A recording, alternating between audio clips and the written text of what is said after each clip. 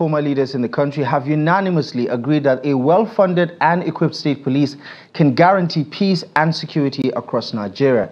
Some say for Nigeria to have an effective and efficient police, areas of concerns raised by stakeholders must be addressed through thorough amendments to the current Police Act. These views were part of a one-day national dialogue on state policing that was organized by the 10th House of Representatives in Abuja. Here's more. State policing has been in the national discourse for some time now, owing to the high rate of insecurity across the length and breadth of Nigeria.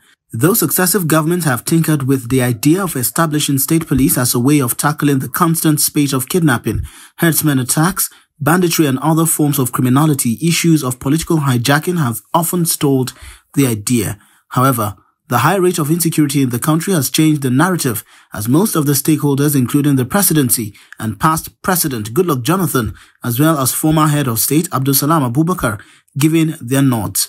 While acknowledging that state policing was long overdue, they advised the country to successfully operate state policing by applying the nation's peculiar situation, such as adopting the border force, the coastal guard, and engaging local traditional authorities.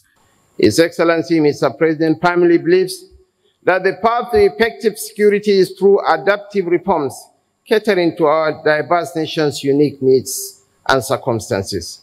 This can only be achieved by carefully reviewing various models and options best suited to Nigeria's context.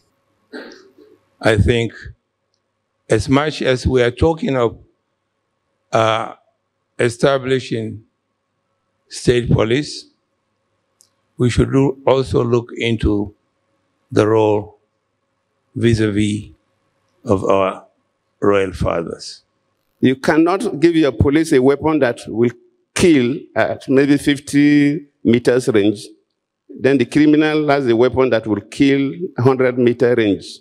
Earlier, the conveners of the National Dialogue, Speakers Tajuddin Abbas and his deputy Benjamin Kalu, explained why the discourse for state policing has become necessary at this critical time in the nation's history. As we engage, issues to consider may include, but not limited to, the following: the desirability or otherwise of state policing, the time frame for a transition if deemed desirable, suitable model or models for Nigeria that account for context and diversity, appropriate legal and institutional frameworks, essential safeguards against abuse.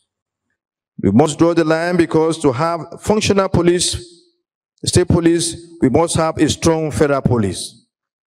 But let us never forget the power of state police should never be used as a tool of oppression. Certainly, we do expect and hope that the review of the Constitution that will happen will produce some significant difference in the way that the country is policed. And I think at that stage, we'll all agree that National Assembly would have done justice to this. To achieve this, we must analyze the current legal and constitutional framework governing policing in Nigeria, discuss necessary amendments for the establishment of state police forces, and ensure checks and balances are in place to prevent any abuse of power. The theme of the National Dialogue is Pathways to Peace, Reimagining Policing in Nigeria.